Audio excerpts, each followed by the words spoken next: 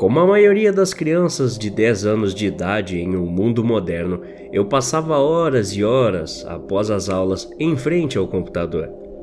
Jogava vários tipos de jogos, entre RPG e navios de guerra, sempre concentrado e, digamos, desligado do mundo real.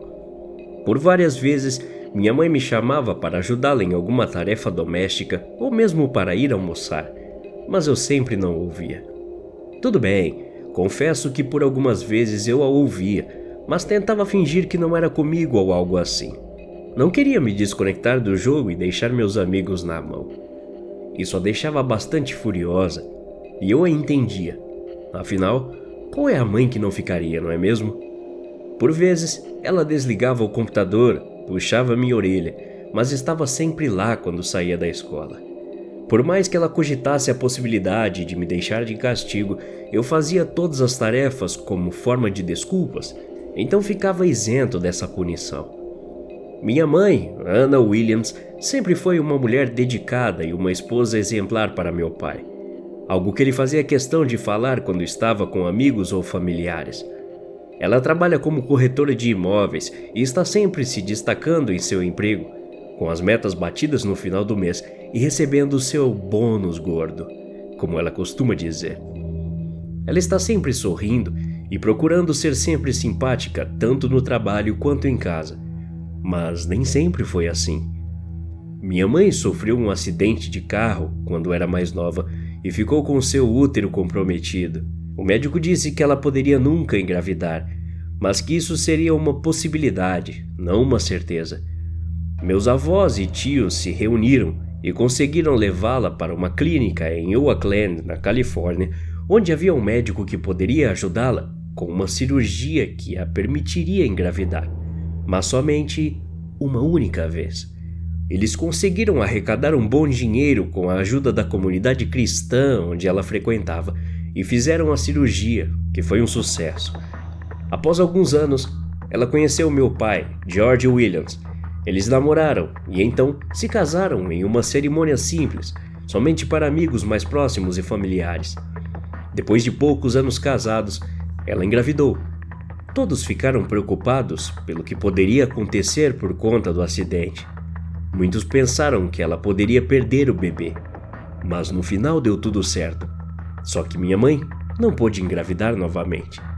Meu pai recentemente se formou e depois de se candidatar em todos os empregos que envolvia dirigir veículos grandes, ele conseguiu uma vaga para ser motorista de ônibus. Uma vez ou outra, eu pedia para que ele me levasse ao seu trabalho. Queria conhecer e ficar no ônibus com ele, mas de um jeito sério, ele sempre me dizia que não era uma boa ideia, que a empresa possuía algumas regras bobas e que talvez um dia ele me levasse. Achava isso estranho, mas não questionava. Buscava entender que seria pelo fato de que o trabalho fosse somente à noite e ele não queria me cansar, então deixei de pedir depois de um tempo. Tudo estava indo bem, meus pais trabalhando, as contas em dia e nenhuma preocupação à vista que pudesse tirar a tranquilidade que as coisas estavam indo. Cheguei em casa após as aulas e fui direto para o meu quarto começar a jogar o jogo que havia marcado com Tommy e Nick, meus amigos do colégio. Minha mãe havia me pedido para fazer algo assim que chegasse do colégio, pois ela iria demorar no trabalho naquela manhã e chegaria tarde. Confesso que me esforcei para lembrar o que ela havia pedido, mas por mais que tentasse, não consegui. Então, resolvi começar a jogar logo o jogo. Talvez não fosse nada de tão importante. Algumas horas depois, senti apenas o puxão na cadeira. Assustado, olhei e vi o olhar furioso da minha mãe, enquanto falava aos gritos em minha direção.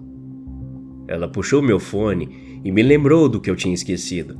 Era para ter tirado a comida congelada e colocado no micro-ondas, para ela não se atrasar em voltar para o trabalho. Vi que ela ficou realmente chateada, mais do que normal, e pela primeira vez me deixou sem usar o computador por 2 semanas. Não retruquei. Afinal, a culpa foi realmente minha, então iria passar esse tempo assistindo algo na TV. No dia seguinte, cheguei do colégio e depois que terminei de fazer minhas lições, liguei a TV e fui assistir algo interessante que estava passando.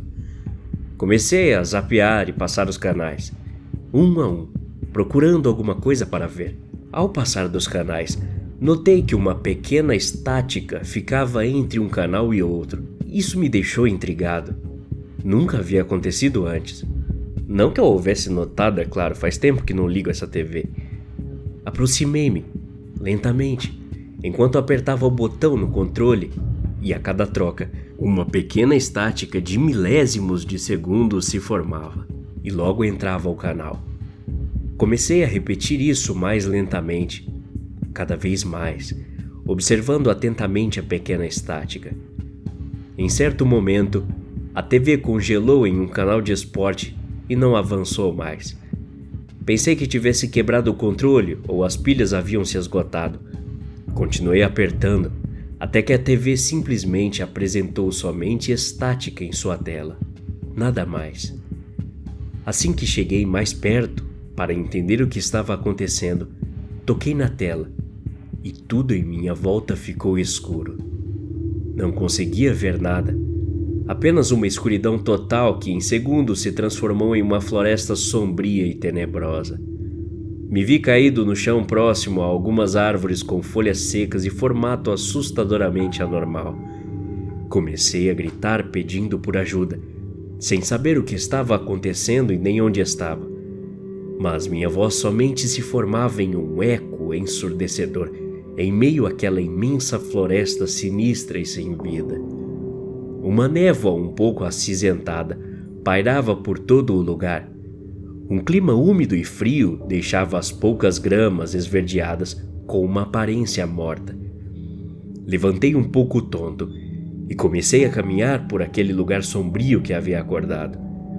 Torcia para que tudo aquilo fosse apenas um terrível pesadelo, que logo iria acordar no sofá da sala e as coisas voltariam ao normal. Mas à medida que caminhava naquele mundo cinza e sem vida, mais acreditava que não era um pesadelo. Comecei a correr para tentar sair daquela floresta, mas a sensação era como se ela se ampliasse ainda mais, dificultando minha saída. Desde que cheguei aqui, os segundos se tornaram horas e a sensação é de que estou aqui há dias, mas eu sei que se passaram apenas alguns minutos. Ainda não consegui sair dessa floresta ou encontrar alguém. É como se fosse um mundo onde não há seres humanos ou animais. Tudo está deserto. Apenas algumas aves ainda sobrevoam pelo céu sem cor e sem brilho. Essa foi uma das várias coisas estranhas que notei nesse lugar. O céu é apenas uma vasta tela acinzentada, como se todo momento quisesse chover. Um vento gelado sopra por entre as árvores de galhos e folhas secas, fazendo-as flutuar até o chão de gramas verdes, mas sem vida. Depois do que se pareceram horas de caminhada, avistei uma casa ao longe. Isso renovou o pingo de esperança e alívio que pudesse existir dentro de mim. Corri apressadamente em direção da estranha casa, mas à medida que me aproximava, ela se tornava ainda mais assustadora e sombria. O que parecia ter sido um dia uma casa, agora só restava a carcaça envelhecida de uma cabana abandonada. O medo novamente tomou conta de mim. Minhas mãos tremiam juntamente com meu corpo, pedindo água e um pouco de descanso. Parei em frente à velha cabana e, em voz alta, chamei por alguém. Mas como resposta tive apenas o silêncio. Aproximei-me lentamente e, juntando um pouco de coragem, entrei. Precisava de um lugar para pelo menos descansar e pensar no que poderia fazer. Ou pelo menos tentar entender o que estava acontecendo. Que lugar era esse e como eu havia chegado aqui? Eram muitas perguntas preenchendo minha mente, mas nenhuma delas tinha uma resposta racional ou compreensível. Assim que entrei, vi que ali ainda tinham móveis, mas todos velhos. Logo na entrada, havia 2 sofás já se deteriorando, uma pequena mesa de centro e o que parecia ser uma estante completamente destruída jogada no canto. O vento balançava as janelas quebradas, fazendo com que as dobradiças fizessem um pequeno barulho de ferrugem. algo bastante peculiar em uma casa abandonada. Entrei devagar para mais adiante e alguns outros móveis quebrados e velhos se amontoavam em uma pilha de destroços. Mesa, cadeiras e uma geladeira eram as poucas coisas que ainda tinham formas, as outras mal davam para reconhecer. Em todo aquele momento, estava buscando preservar minha sanidade e tentando me manter o mais lúcido possível. Por mais que estivesse cansado, tinha que me manter um pouco calmo. Entrei em um dos quartos e havia um colchão velho e completamente sujo, mas que ainda poderia ser usado. Sentei para descansar um pouco e pensar em tudo isso, tentando deixar minha mente calma e sã. Comecei a me recordar do que estava fazendo antes de chegar aqui. Foi quando me lembrei da estática da TV, da tela chuviscando e sem sinal. Havia alguma coisa ali que me trouxe para esse lugar e de alguma forma teria que encontrar uma saída e voltar para minha casa. Para tentar me certificar de que aquilo era ou não um sonho, peguei um dos cacos de vidro que estavam espalhados pelo chão e o limpei em minha blusa. Depois, fiz um corte em meu dedo indicador. Talvez o susto pudesse me acordar, mas senti a dor em meu dedo que começou a sangrar no mesmo instante. Realmente, tudo isso era real. Com o caco de vidro, cortei um pedaço da minha camisa e enrolei o dedo para estancar o sangue. Comecei a ouvir barulhos de dentro da floresta, como se algo grande viesse se aproximando. Peguei um pedaço de madeira e fiquei pronto para tentar salvar minha vida contra algo que ainda não sabia o que era. Por mais que ainda tivesse somente 10 anos, em um lugar incomum como esse, estando sozinho, teria que me virar de alguma forma. Meu pai havia me colocado em um curso de escoteiros há 3 anos, então aprendi algumas coisas básicas que iriam me servir nesse momento. Atentei-me ao barulho que se aproximava cada vez mais, e certamente não era algo pequeno que pudesse se assustar com apenas um grito. Olhei lentamente pela janela, tentando enxergar algo na imensa floresta lá fora. A neblina que pairava pelo ar ainda estava intensa e dificultava minha visão. Alguns arbustos rodeavam o lugar, mas por entre as árvores ao longe, pude ver um tipo de homem com cerca de 2 a 3 metros de altura, magro e com um chapéu em torno de sua cabeça. Percebi que em suas mãos havia garras no lugar dos dedos. Isso me apavorou mais ainda.